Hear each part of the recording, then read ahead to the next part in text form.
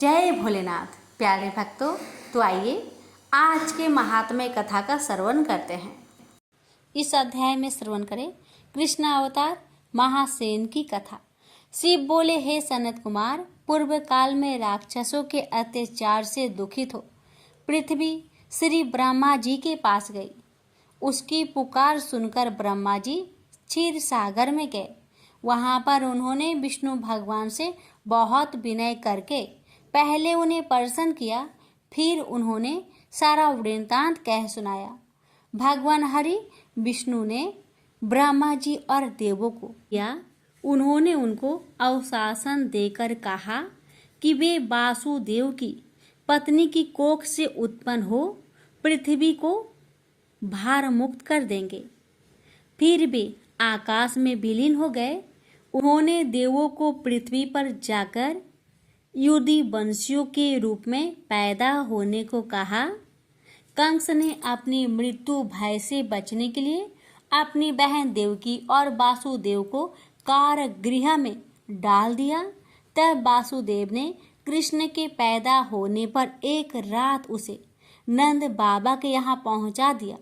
कृष्ण ने बड़े होने पर मथुरा आकर अपने साथियों सहित कंस को मार डाला। मथुरावासी प्रसन्न हो प्रभु से बोले, हे कृष्ण महायोगी, हे देवों के अभयदाता, हे शरणागत रक्षक, हम आपको बारंबार प्रणाम करते हैं। आप हमारी रक्षा अवश्य करेंगे क्योंकि हम सब आपकी शरण में हैं। आप हमारी विनती सुने। हे प्रभु, आपके जन्म दिन का किसी को भी आभास नहीं था। अब हम जान गए हैं तो हम उत्सव अवश्य करेंगे। प्रभु ने उनका प्रेम देखकर जन्म दिवस पर होने वाले कार्य को बतलाया। उस विधि का अनुसार लोगों ने नियम अनुसार व्रत किया। उपासियों को प्रभु ने वर एवं आशीर्वाद दिया। शिव बोले कि हे वत्स, अब मैं तुम्हें एक प्राचीन कथा कहता हूँ जो इस प्रकार है। अंग देश में मित्र रजित नामक राजा हुआ था। उसके पुत्र का नाम महासेन था। यह अत्यंत साधु स्वभाव का था। वह अपनी प्रजा का तन मन धन से पालन एवं रक्षा करता था। जानता भी राजा को तन मन धन से प्यार करती थी, लेकिन अचानक कुछ संगति के कारण राजा अधर्मी बन गया। वह वेद और पौराणिक शास्त्रों की निंदा करता था। वर्णाश्रम धर्म में भी अति विरुद्ध था। इस प्रकार के अधर्मी कृत्यों में लिप्त रहते हुए उसे बहुत समय व्यतीत हो गया। उसे पृथ्वी से यमदूतों ने पास में बांधकर यमलोक ले जाकर चित्रगुप्त के समक्ष पेश किया। वहां उसके साथ क्रूर व्यवहार किया गया और नरक में डाल दिया गया। फिर उसे पिशाच योनि प्राप्त हुई। बहुत समय भूख प्यास से पीड़ित हो वह घूमता हुआ मारवाड़ देश पहुंच गया। वहां पर वह एक वैश्य के शरीर में प्रविष्ट होकर घूमता हुआ मथुरा नगरी पहुंचा। तो नगरी के धर्म रक्षकों ने उसे वैश्य देश से अलग कराया और वह मथुरा नगरी में ही मारा मारा फिरता हुआ देवयोग से वनों और आश्रमों में घूमता हुआ जन्माष्टमी वाले दिन ऋषियों और मुनियों द्वारा रात्रि के धार्मिक गायन वादन सभा में सम्मिलित हो गया। वहां पर वह रात भर जागता रहा तो उसने भी हरि कथा सुनी, जिसके प्रभाव स्वरूप वह कुछ काल पश्चात भव सागर से मुक्त हो अपना शरीर छोड़कर प्रभु के विमान में सवार हो विष्णु लोक चला गया। यही कारण है कि आचार्य व महर्षियों ने इस व्रत को विधि अनुसार ही करने को बतलाया है। यह समस्त भोग उपभोग प्रदान कर सारी मनोकांक्षाओं की पूर्ति करता है। इस व्रत के फलस्वरूप सारे मनोरथ पूरे हो जाते हैं। वैकुंठ में ही वह देवमान के अनुसार 1,00,000 साल तक सब प्रकार के भोग उपभोगों को भोग कर बचे हुए पुण्य के कारण ही पृथ्वी पर आता है। यहाँ पर भी वह राजवंश में उत्पन्न हो अनेक प्रकार के सुख पाता है। जहाँ पर विश्वश्रेष्ठ व्रत और उत्सव सहित प्रार्थना पूजा अर्चना होती है, वहाँ पर कभी भी किसी प्रकार का अधर्म व अशुभ नहीं होता है। वहाँ पर इंद्र देव की कृपा से मेघ भी मधुर वर्षा करते हैं। जिन गृहों में कृष्ण पूजन नियम अनुसार होता है, वहाँ पर सदैव ही सब प्रकार की रिद्धियाँ सिद्धियाँ वास करती है। अध्याय के श्रवण करने से सभी मनोकामना पूर्ण होती है। प्रेम से बोलिए हर हर महादेव। माता पार्वती की जय। जय श्री कृष्ण। राधे राधे। प्यारे भक्तों, आज श्रावण माह के अंतिम गुरुवार का दिन है, तो आइए श्रवण करते हैं भगवान विष्णु की कथा। अंतरिक्ष में उत्तर की दिशा में एक तारा है जिसका नाम ध्रुव है। इस तारे का नाम उसी ध्रुव पर रखा गया है जो भगवान विष्णु का परम भक्त था। आइए जानते हैं ध्रुव की कथा। स्वयंभू मनु और उनकी धर्मपत्नी शतरूपा के पुत्र उत्तानपाद मनु के बाद सिंहासन पर विराजमान हुए। उत्तानपाद अपने पिता मनु के समान ही न्यायप्रिय और प्रजापालक थे। उत्तानपाद की 2 रानियां थी। बड़ी रानी का नाम सुनीति और छोटी का नाम सुरुचि था। सुनीति को एक पुत्र ध्रुव और सुरुचि को भी एक पुत्र था जिसका नाम उत्तम था। ध्रुव बड़ा होने के कारण राजगद्दी का स्वाभाविक उत्तराधिकारी था, पर सुरुचि अपने पुत्र उत्तम को पिता के बाद राजा बनते देखना चाहती थी। इस कारण वो ध्रुव और उसकी माँ सुनीति से ईर्ष्या करने लगी और धीरे धीरे उत्तानपाद को अपने मोह माया के जाल में बांधने लगी। इस प्रकार सुरुचि ने ध्रुव और सुनीति को उत्तानपाद से दूर कर दिया। उत्तानपाद भी सुरुचि के रूप पर मोहित होकर अपने पारिवारिक कर्तव्य से विमुख हो गए और सुनीति की अपेक्षा करने लगे। एक दिन बालक ध्रुव पिता से मिलने की जिद करने लगा। माता ने तिरस्कार के भय से और बालक के कोमल मन को ठेस न लगे इसलिए ध्रुव को बहलाने लगी, पर ध्रुव अपनी जिद पर अड़ा रहा। अंत में माता ने हार कर उसे पिता के पास जाने की आज्ञा दे दी। जब ध्रुव पिता के पास पहुंचा तो देखा कि उसके पिता राज सिंहासन पर बैठे हैं और वही पास में उसकी बीमाता सुरुचि भी बैठी है। अपने भाई उत्तम को पिता की गोद में बैठा देखकर ध्रुव की इच्छा भी पिता की गोद में बैठने की हुई, पर उत्तानपाद ने अपनी प्रिय पत्नी सुरुचि के सामने गोद में चढ़ाने को लालायित प्रेम बस आए हुए अपने पुत्र का आदर नहीं किया। अपनी सौत के पुत्र ध्रुव को पिता की गोद में चढ़ने को उत्सुक देखकर सुरुचि को क्रोध आ गया और कहा, अरे लल्ला, बिना मेरे पेट से जन्म लिए किसी अन्य स्त्री का पुत्र होकर तू क्यों इतनी बड़ी इच्छा करता है? तू अज्ञानी है, इसलिए ऐसी अलभ्य वस्तु की इच्छा करता है। चक्रवर्ती राजाओं के बैठने के लिए बना यह राज सिंहासन तो सिर्फ मेरे पुत्र उत्तम के ही युग है। तू इस व्यर्थ की इच्छा को अपने मन से निकाल दे।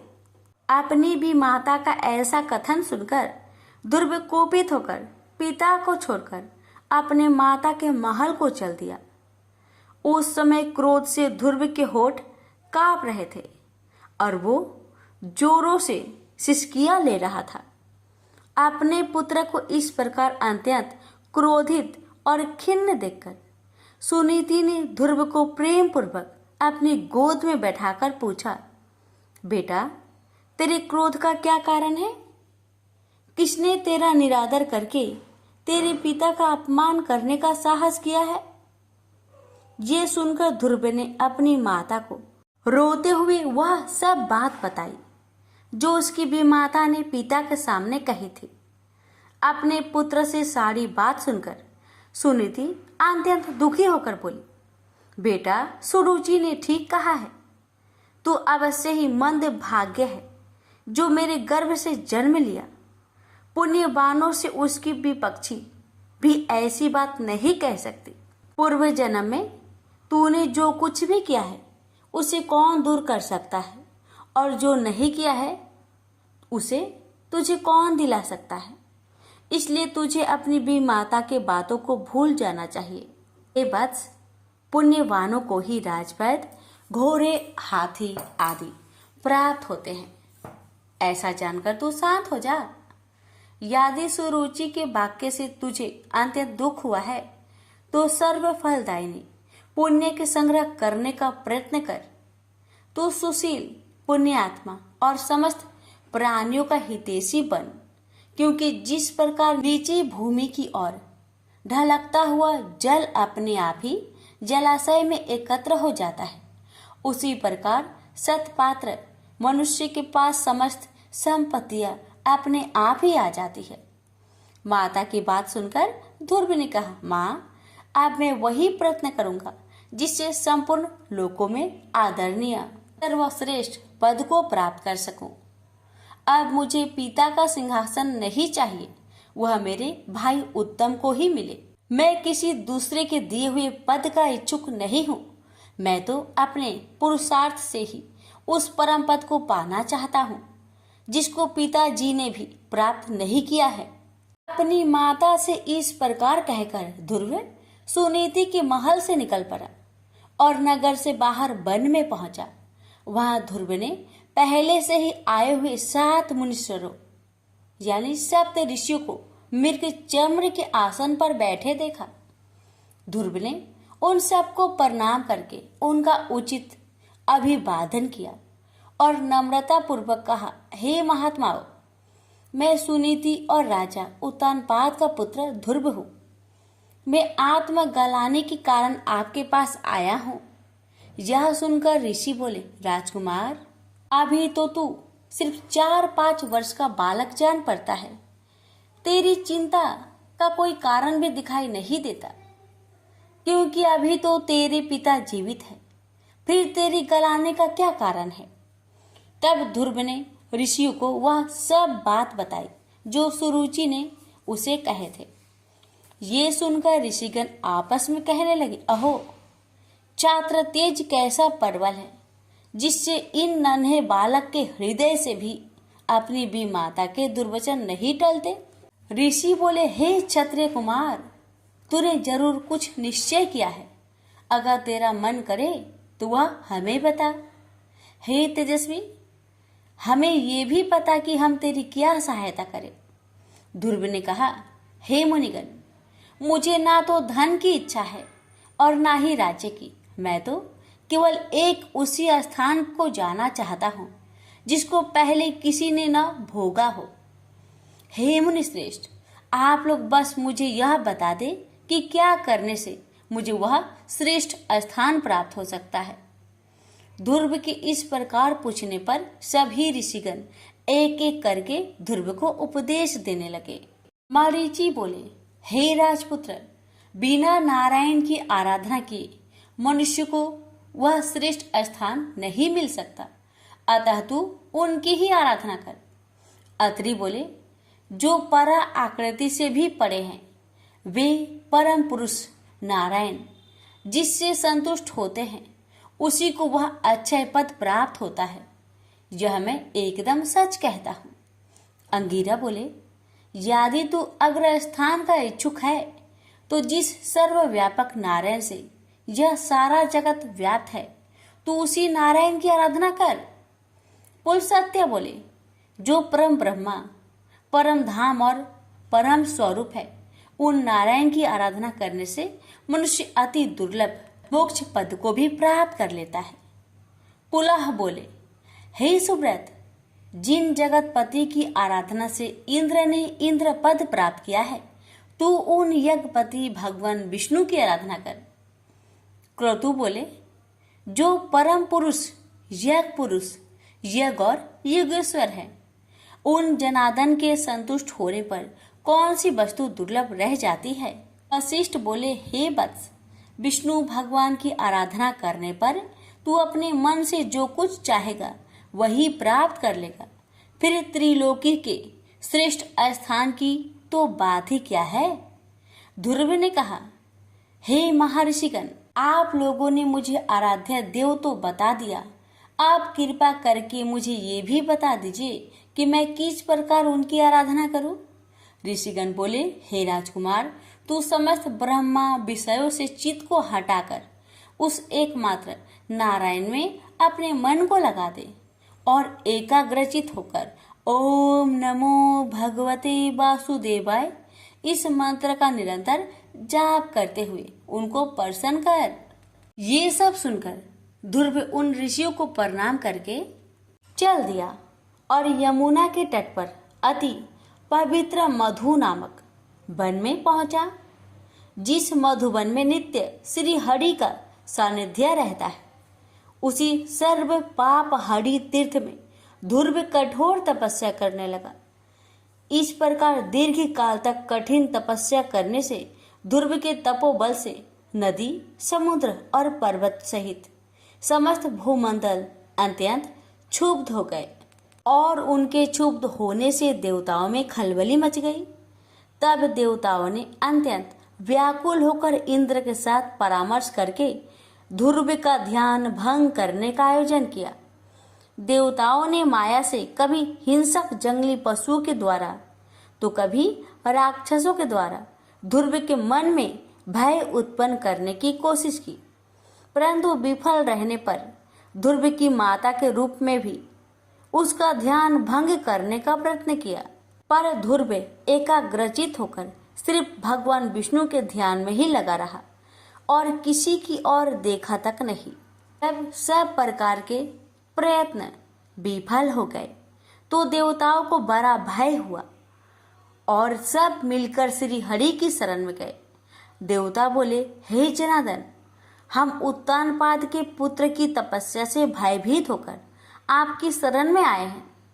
हम नहीं जानते कि वह इंद्रपद चाहता है या उसे सूर्य, वरुण या चंद्रमा के पद की अभिलाषा है। आप हम पर प्रसन्न होइए और उसे तप से निवृत्त कीजिए। श्री भगवान बोले, हे देवगण, उसे इंद्र, सूर्य, वरुण, कुबेर आदि किसी की पद की अभिलाषा नहीं है। आप सब लोग निश्चिंत होकर अपने स्थान को जाइए। मैं तपस्या में लगे हुए उस बालक की इच्छा को पूर्ण करके उसे तपस्या से निवृत्त करूंगा। श्री हरि की ऐसे कहने पर देवगण उन्हें प्रणाम करके अपने स्थान को चले गए। भगवान विष्णु अपने भक्त ध्रुव की कठिन तपस्या से संतुष्ट होकर उसके सामने प्रकट हुए। श्री भगवान बोले, हे उत्तानपाद के पुत्र ध्रुव, तेरा कल्याण हो। मैं तेरी तपस्या से प्रसन्न होकर तुझे वर देने के लिए प्रकट हुआ हूँ। मैं तुझसे अति संतुष्ट हूँ। अब तू अपनी इच्छा अनुसार वर मांग। भगवान विष्णु के ऐसे वचन सुनकर बालक ध्रुव ने आंखें खोली। ध्यान अवस्था में देखे हुए भगवान को शंख, चक्र, गदा और पद्म धारण किए हुए साक्षात अपने सामने खड़ा देखा। तब उसने भगवान को साष्टांग प्रणाम किया और सहसा रोमांचित तथा परम भयभीत होकर भगवान की स्तुति करने की इच्छा की। पर इनकी किस प्रकार स्तुति करूं, ये सोचकर ध्रुव का मन व्याकुल हो गया। ध्रुव ने कहा, भगवान, मैं आपकी स्तुति करना चाहता हूँ पर अपने अज्ञानवश कुछ कह नहीं पा रहा, अतः आप मुझे इसके लिए बुद्धि प्रदान कीजिए। अब भगवान विष्णु ने अपने शंख से ध्रुव का स्पर्श किया। इसके बाद क्षण मात्र में ध्रुव भगवान की उत्तम प्रकार से स्तुति करने लगा। जब ध्रुव की स्तुति समाप्त हुई तब भगवान बोले, हे ध्रुव, तुमको मेरा साक्षात दर्शन हुआ है। इससे निश्चित ही तेरी तपस्या सफल हो गई है, पर मेरा दर्शन तो कभी निष्फल नहीं होता, इसलिए तुझे जिस वर की इच्छा हो वह मांग ले। ध्रुव बोला, हे भगवान, आपसे इस संसार में क्या छिपा हुआ है। मैं मेरी सौतेली माता के गरुएले बचनों से आहत होकर आपकी तपस्या में प्रवृत्त हुआ हूँ। जिन्होंने कहा था कि मैं अपने पिता के राज सिंहासन की योग्य नहीं हूँ, अतः हे संसार को रचने वाले परमेश्वर, मैं आपकी कृपा से वह स्थान चाहता हूँ जो आज तक इस संसार में किसी को भी प्राप्त ना हुआ हो।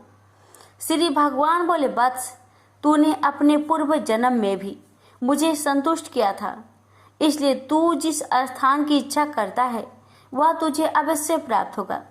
पूर्व जन्म में तू एक ब्राह्मण था और मुझ में निरंतर एकाग्रचित रहने वाला माता पिता का सेवक तथा स्वधर्म का पालन करने वाला था। बाद में एक राजपुत्र से तेरी मित्रता हो गई। उसके वैभव को देखकर तेरी इच्छा हुई कि मैं भी राजपुत्र हूँ, अतः हे ध्रुवे, तुझको अपनी मनोवांछित इच्छा प्राप्त हुई।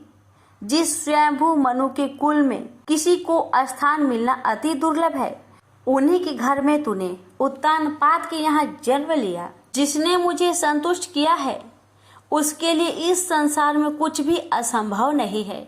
मेरी कृपा से तू निश्चय ही उस स्थान को प्राप्त करेगा जो त्रिलोकी में सबसे उत्कृष्ट है और समस्त ग्रहों और तारा मंडल का आश्रय है। मेरे प्यारे भक्त ध्रुवे, मैं तुझे वह निश्चल ध्रुव स्थान देता हूँ जो सूर्य, चंद्र आदि ग्रहों, सभी नक्षत्रों और सप्त ऋषियों से भी ऊपर है।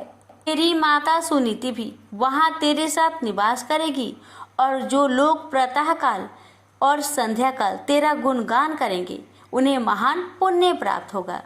धन्य है ध्रुव की माता सुनीति, जिसने अपने हितकर वचनों से ध्रुव के साथ साथ स्वयं भी उस सर्वश्रेष्ठ स्थान को प्राप्त कर लिया। ध्रुव के नाम से ही उस दिव्य लोक को संसार में ध्रुव तारा के नाम से जाना जाता है। ध्रुव का मतलब होता है स्थिर, अपने स्थान से विचलित न होने वाला, जिसे भक्त ध्रुव ने सत्य साबित कर दिया। भक्त ध्रुव की कहानी में हमें यह शिक्षा मिलती है कि जिसके मन में दृढ़ निश्चय और हृदय में आत्मविश्वास हो, वह कठोर पुरुषार्थ के द्वार इस संसार में असंभव को भी संभव कर सकता है। प्रेम से बोलिए लक्ष्मी नारायण की जय।